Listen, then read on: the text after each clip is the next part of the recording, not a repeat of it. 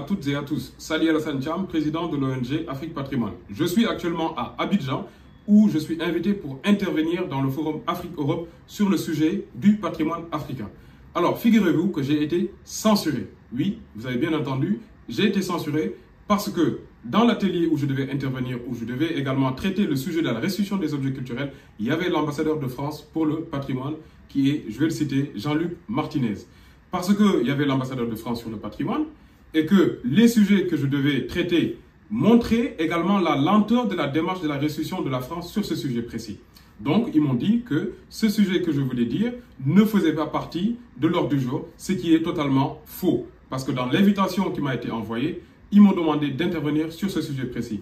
Donc, ce que je leur dis aujourd'hui, je dis non d'abord à la censure, non à l'entrave de la liberté d'expression qui est un droit fondamental reconnu à chaque individu de faire connaître le produit de sa pensée intellectuelle à son entourage. Donc venir en Afrique, en terre d'Afrique, vouloir interdire les intellectuels africains ou bien même un Africain de manière générale de prendre la parole parce que ça risque de déplaire à tel ou tel ambassadeur, mais ils se trompent. Mais je leur dis qu'ils se foutent le doigt dans l'œil. Ils n'ont qu'à aller demander le président Emmanuel Macron, à qui j'ai interpellé sur le même sujet dans la question de la restitution. Et je lui dis ma frustration, qui a pris le temps de me répondre. Il avait pris des engagements. C'est le moment d'ailleurs de faire le point sur le discours de Ouagadougou, il y a 7 ans. Aujourd'hui, la France est à un niveau, un taux de 0,03%. Parce que sur les 90 000 objets qu'ils détiennent de l'Afrique, ils n'en ont restitué que 27, 1 au Sénégal et 26 au Bénin. La Côte d'Ivoire, j'étais venu dire aujourd'hui à mes frères ivoiriens qu'ils ont 3 951 objets en France. Et que jusqu'à présent, ils n'ont eu aucune restitution. Il n'y a qu'un seul objet sur lequel ils ont fait la demande, c'est le tambour de Didi Ayokwe.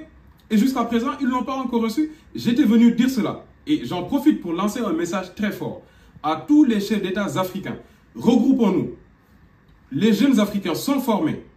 On est formés. On est formés, on est armés de science, comme disait Cheikh Anta Diop. On est formés, on est armés de science et on est prêt à arracher notre patrimoine culturel africain. Le tambour de Didi Ayokwe. Et jusqu'à présent, ils ne l'ont pas encore reçu. J'étais venu dire cela. Et j'en profite pour lancer un message très fort à tous les chefs d'État africains. Regroupons-nous. Les jeunes Africains sont formés. On est formés.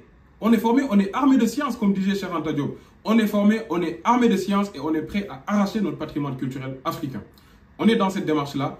Quel que soit le milieu où vous nous inviterez, on viendra pour dire ce que l'on pense, mais de manière objective, étayée par la science et par des chiffres. Donc je déplore cela, je dis non à la censure, je dis également oui à la liberté d'expression. Je vous remercie.